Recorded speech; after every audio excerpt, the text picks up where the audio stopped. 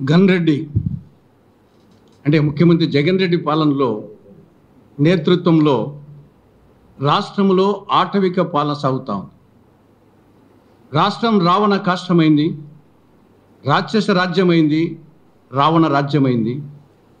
ఆఫ్ఘనిస్తాన్లో తాలిబాన్ల పాలన మించిపోయింది. ప్రజల ధన మాన ప్రాణాలకు రక్షణ లేదు, రాజకీయ నాయకులకు రక్షణ లేదు, లాయర్లకు రక్షణ లేదు, జడ్జీలకు రక్షణ లేదు, ఆఖరికి మీడియాకు రక్షణ లేదు.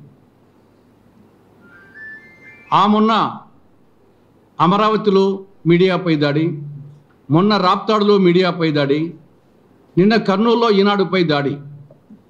కాబట్టి ఇవి ఎవరి మీదంటే వాళ్ళకు వ్యతిరేకంగా ఎవరు వార్తలు రాసినా, ఎవరు మాట్లాడినా వాళ్ళ మీద దాడి చేయడం అనేది ఇది నిత్యకృత్యం అయిపోయింది.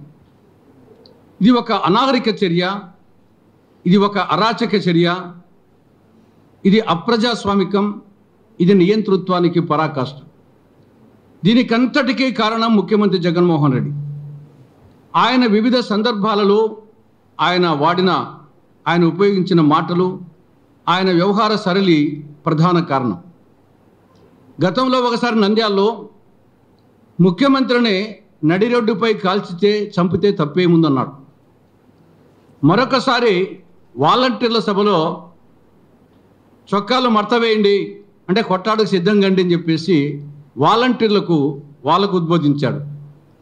ఇంకొక సందర్భంలో నన్ను తిడితే మా శ్రేయోభిలాసులకు, మా కార్యకర్తలకు బీపీ పెరగదా అంటే ఇండైరెక్ట్గా కొట్టండి అని చెప్పేసి, ఆఖరికి కలెక్టర్ల సమావేశంలో కలెక్టర్లకు వచ్చేసి మీడియా వాళ్ళు విమర్శలు రాస్తే మీడియా సమావేశాలు ఏర్పాటు చేసి తిట్టండి వాళ్ళను అని కలెక్టర్లకు ఉద్బోధించాడు. కాబట్టి ఈరోజు ఈ వాతావరణానికి, ఈ యొక్క తాలిబాన్ల వాతావరణానికి కారణం ముఖ్యమంత్రి జగన్మోహన్ రెడ్డి.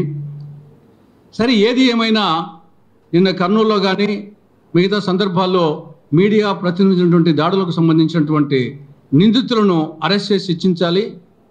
ఫైనల్ శిక్ష, దీనికంతటికీ పరిష్కారం రాబో ఎన్నికల్లో వైకాపా పార్టీని చిత్తుగా ఓడించడమే దీనికి ఏకైక పరిష్కార మార్గం.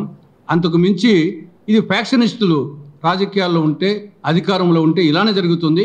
కాబట్టి ఫ్యాక్షనిస్టులను అధికారానికి దూరం చేస్తే తప్ప ఈ రాష్ట్రం వచ్చేసి మళ్ళా మామూలు పరిస్థితికి రాదు.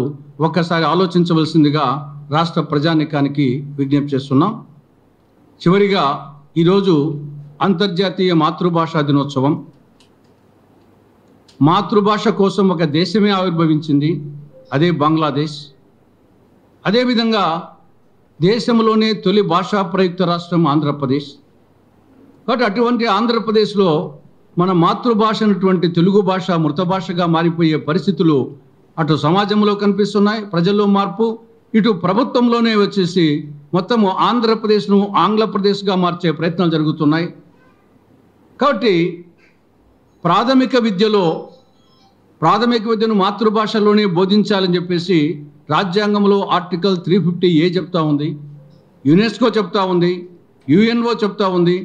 జాతిపిత మహాత్ముడు, క్షిపణి పితామహుడు ఏపీజే అబ్దుల్ కలాం, విశ్వకవి రవీంద్రుడు, రాజ్యాంగ నిర్మాత అంబేద్కర్, వీళ్ళందరూ కూడా ప్రాథమిక విద్యను మాతృభాషలోనే చెప్పాలని చెప్పడం జరిగింది. కానీ ఇక్కడ వచ్చేసి మొత్తము మాతృభాషను మృత భాషగా చేసే విధంగా ప్రయత్నం సాగుతూ ఉంది. ఇది ఒక చారిత్రక తప్పిదం.